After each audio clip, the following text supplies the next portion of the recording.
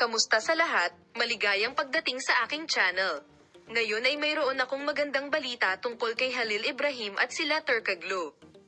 Una sa lahat, bago magpatuloy sa aming video, huwag kalimutang mag-subscribe sa aking channel, i-like at ibahagi ang aking video.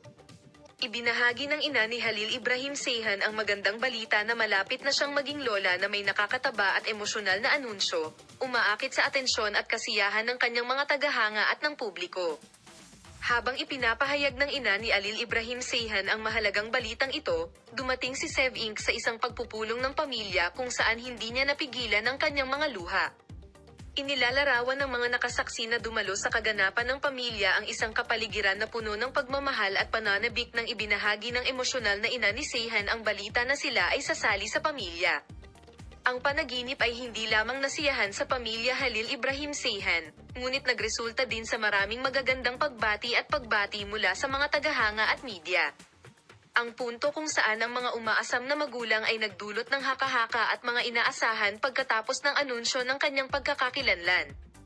Isinasaalang-alang ang kasikatan ni Halil Ibrahim Seyhan at ang mga kamakailang kaganapan na nakapalibot sa kanyang personal na buhay.